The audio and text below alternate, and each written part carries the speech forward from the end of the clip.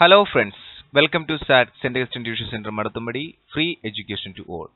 Please subscribe to our YouTube channel for new updated videos.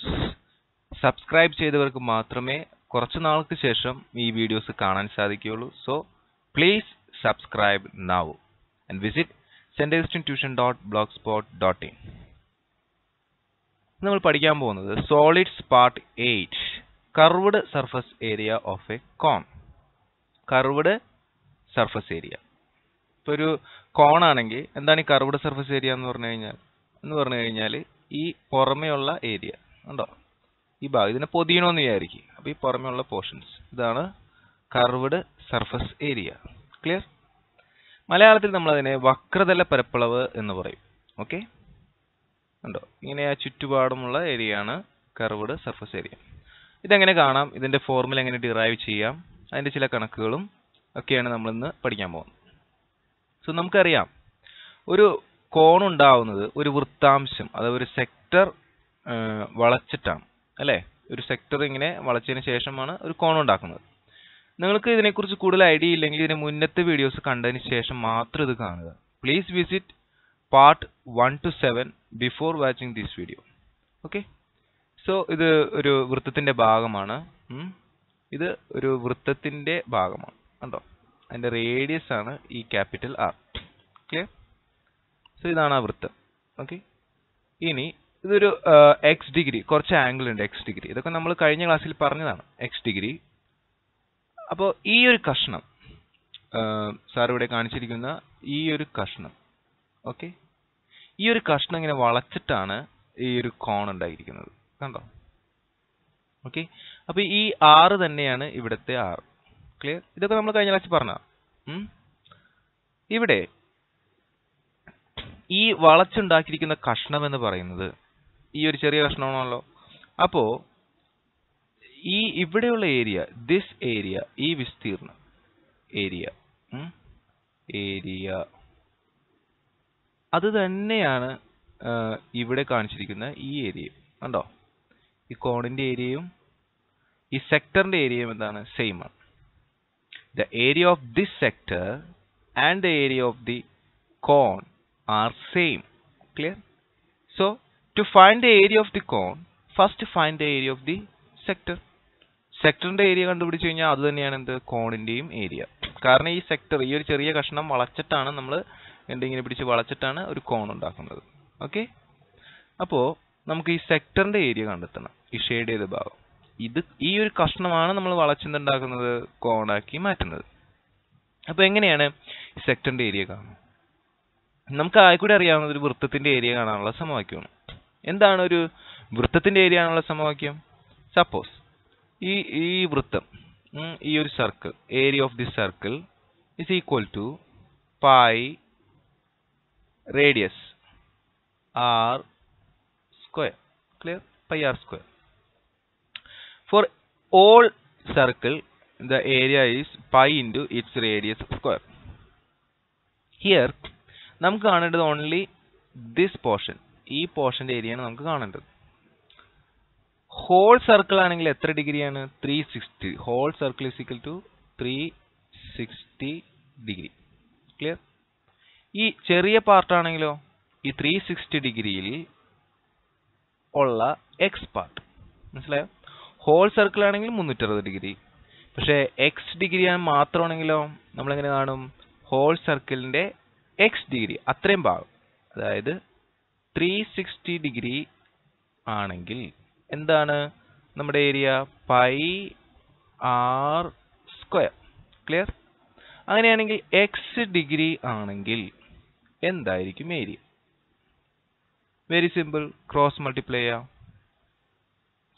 Okay, അപ്പൊ നമുക്ക് എന്ത് കിട്ടും? ഇതങ്ങോട്ട് ചെല്ലുമ്പോൾ X into pi R square. ഈ ക്വസ്റ്റ്യൻ മാർക്ക് ഇവിടെ നിൽക്കട്ടെ, ക്വസ്റ്റ്യൻ മാർക്ക് ഇൻറ്റു 360 ഡിഗ്രി സമം ഇവിടെ ആരുണ്ട്? ഇതങ്ങോട്ട് പോലെ, അപ്പൊ X degree into pi R square. Okay, അപ്പൊ എക്സ് ഡിഗ്രി വരുമ്പോഴുള്ള എന്ത് കണ്ടുപിടിക്കണം? നമുക്ക് ഏരിയ കണ്ടുപിടിക്കണം, ഈ ക്വസ്റ്റ്യൻ മാർക്ക് അല്ലേ. അപ്പൊ ക്വസ്റ്റ്യൻ മാർക്ക് സാർ അവിടെ നിർത്തി. ഇറ്റ് ഈസ് ഈക്വൽ ടു ഈ 360 നമുക്ക് ഇപ്പുറത്തേക്ക് എടുക്കുമ്പോൾ എന്തായി മാറും? ഡിവിഷൻ ആവും. So X degree divided by 360 into pi R square. എന്താണ് സാർ പറഞ്ഞത്? ഒരു ഹോൾ സർക്കിൾ ആണെങ്കിൽ അതിന്റെ ഏരിയ എന്താണ്? Pi R square. ഓക്കെ, അത് എത്ര ഡിഗ്രിയാണ്? Total 360 degree. അതായത് 360 degree is equal to pi R square. 360 degree ആണെങ്കിൽ ഏരിയ എന്താണ്? Pi R square. അങ്ങനെയാണെങ്കിൽ എക്സ് ഡിഗ്രിയുടെ ഏരിയ എന്തായിരിക്കും? നമുക്കറിയില്ല. ഒരു ക്വസ്റ്റ്യൻ മാർക്ക് ഇടാം. എന്നിട്ട് ഇതിനെ ക്രോസ് മൾട്ടിപ്ലൈ ചെയ്താൽ നമുക്ക് മനസ്സിലാവും. ഈ question mark into 360 is equal to X degree into pi R square. ആ ക്വസ്റ്റ്യൻ മാർക്ക് അവിടെ നിർത്തിയാൽ 360 താഴേക്ക് വരും. ഇപ്പുറത്തേക്ക് വരുമ്പോൾ ഡിവിഷൻ ആവും. അപ്പോൾ x degree divide by 360 into pi R square. മറ്റൊരു തരത്തിൽ പറഞ്ഞാൽ 360ന്റെ എക്സ് ഭാഗം ഇൻറ്റു മൊത്തത്തിലുള്ള ഏരിയ ചെയ്ത് കഴിഞ്ഞാൽ നമുക്ക് ഈ ഷെയ്ഡ് ചെയ്ത ഭാഗത്തിന്റെ ഏരിയ കിട്ടും. Okay, clear? അപ്പോൾ area of whole circle is equal to pi R square. Area of small sector, ഈ ഒരു സെക്ടറിന്റെ ഏരിയ എന്ന് പറഞ്ഞാൽ x degree divide by 360 into pi R square. Clear? Okay, ഇത് തന്നെയാണ് കർവ്ഡ് സർഫസ് ഏരിയ. അപ്പോൾ നമ്മൾ നോട്ട് ചെയ്യേണ്ട പോയിന്റ് എന്താണ്? Area of this circle is equal to the curved surface area. Okay, clear? ഇപ്പോഴും നമ്മുടെ ഫോർമുല ആയില്ല, നമുക്ക് കണ്ടെത്താം. ഈ ഒരു കൺസെപ്റ്റ് ക്ലിയർ ആണ്. എന്താണ്? ഈ ഒരു ചെറിയ സെക്ഷന്റെ ഏരിയ തന്നെയാണ് ഈ കോണിന്റെ curved surface area. Okay, clear? Then ഈ എക്സ് ഡിഗ്രി എന്താണെന്ന് നമ്മൾ ഇതിന് മുന്നത്തെ പാർട്സിൽ നമ്മൾ പഠിച്ചിട്ടുണ്ട് അല്ലേ? X degree is equal to small R divided by capital R into 360. What is small R? എന്താണ് ഈ സ്മോൾ ആർ എന്ന് പറഞ്ഞു കഴിഞ്ഞാൽ? നമ്മൾ ഈ ഒരു കഷ്ണം ഉപയോഗിച്ചിട്ടാണ് നമ്മളൊരു കോൺ ഉണ്ടാക്കുന്നത്. ഓക്കെ, ഈ കോൺ ഉണ്ടാക്കുമ്പോൾ കോണിന്റെ താഴെ ഒരു വൃത്തം വരും അല്ലേ? ആ റേഡിയസ് ആണ് സ്മോൾ ആർ. ക്ലിയർ? ഇനി ഈ ഒരു കഷ്ണമില്ലേ, അതിന്റെ റേഡിയസ് ആണ് ക്യാപിറ്റൽ. നമ്മൾ നേരത്തെ കണ്ടു. ഈ ക്യാപിറ്റൽ ആർ ഇവിടെ വരുമ്പോൾ എന്തായിട്ട് മാറും? എൽ ആയിട്ട് മാറും. Capital R is equal to L. Okay, so x ഡിഗ്രിയുടെ സ്ഥലത്ത് നമ്മൾ ഈ ഫോർമുല അപ്ലൈ ചെയ്യണം. എക്സ് ഡിഗ്രി പകരം എന്ത് ചെയ്യണം? ഇവിടെ ഈ എക്സ് ഡിഗ്രി പകരം r small r divide by capital R into 360 കൊടുക്കണം. ഓക്കെ, നമുക്ക് കൊടുക്കാം. ഏരിയ ഓഫ് സ്മോൾ സെക്ടർ നമ്മൾ ഫോർമുല എടുത്ത് എഴുതി. എവിടെ നിന്നാണ് ഫോർമുല വന്നത്? ഇത് തന്നെ നമ്മൾ എടുത്ത് എഴുതി. ഓക്കെ, ദെൻ ഈ എക്സ് ഡിഗ്രി സ്ഥലത്ത് നമ്മൾ ഈ ഫോർമുല കൊടുക്കാൻ പോകണം. Okay, so X degree instead of x degree put r by capital R into 360. Okay, so 360 get cancelled. Clear? So what happened? Only small r divided by capital R into pi r square. Again this capital R and ഇവിടെ രണ്ട് capital R ഒരാളും വെട്ടിപ്പോയി. So is equal to small r into pi r. കുറച്ചുകൂടി ഭംഗിയിൽ എഴുതുകയാണെങ്കിൽ pi okay, small r, okay, then capital R. Okay, നമുക്കറിയാം ഒരു കോൺ എടുത്താൽ L is equal to R. ഈ കോണിന്റെ ഭാഗങ്ങൾ എന്തൊക്കെയാണ്? ഇതാണ് സ്മോൾ ആർ. ഓക്കെ, നമ്മൾ നേരത്തെ മുറിച്ചെടുത്ത സെക്ടറിന്റെ വൃത്തത്തിന്റെ റേഡിയസ് ക്യാപിറ്റൽ ആർ, അത് തന്നെയാണ് എൽ. കോണിന്റെ ഇതായിട്ട് വരുമ്പോൾ നമ്മൾ അതിനെ സ്ലാന്റ് ഹൈറ്റ് എൽ എന്ന അക്ഷരം കൊണ്ടാണ് സൂചിപ്പിക്കുക. So you can write instead of R എന്താണ്? L. Instead of R നമുക്ക് എന്ത് എഴുതാൻ പറ്റും? L എഴുതാൻ പറ്റും. So then the formula is pi r L. Please note that this capital R is the radius of the circle and it is equal to the slant height of the cone. Okay, clear?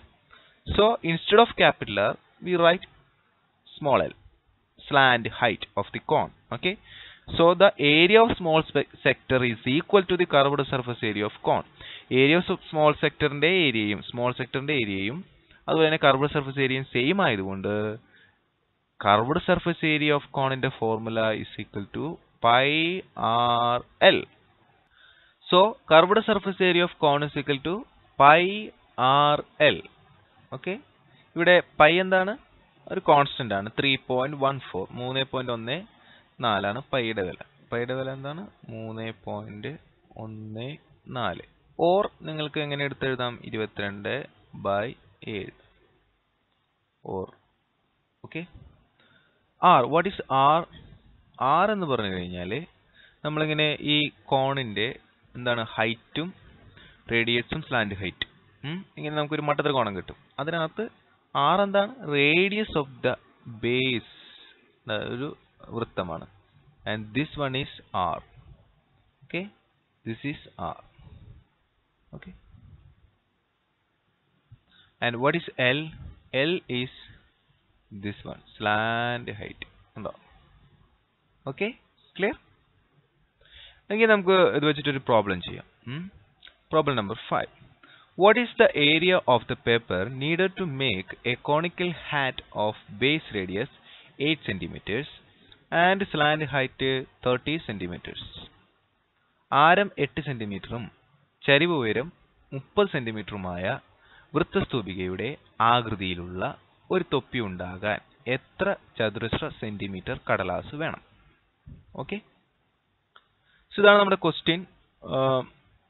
Question says that what is the area of the paper needed to make a conical hat? ഒരു തൊപ്പിയാണ് of base radius 8 centimeters. ശ്രദ്ധിക്കണം, base radius 8 cm. നമുക്ക് ഇതേപോലത്തെ ഒരു തൊപ്പി ഉണ്ടാക്കണം. അതിന്റെ base radius എത്രയാണ്? 8 centimeters. Okay, clear?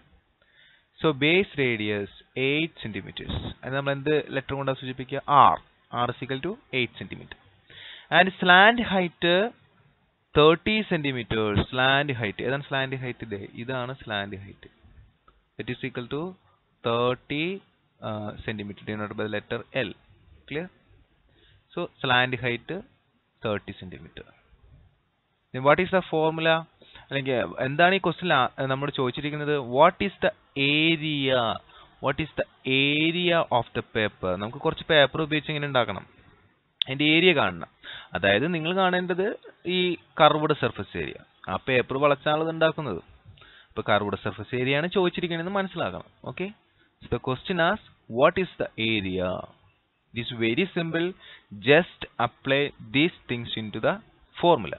Okay, what is the formula? Curved surface area of cone is equal to pi r l. Very simple. Pi into r. What is r? R is equal to 8 centimeter. What is L? L is equal to 30 centimeter. And 3 24. 240 pi. It's very simple. 240 into 3.14. The answer is 753.6 centimeter square. Clear?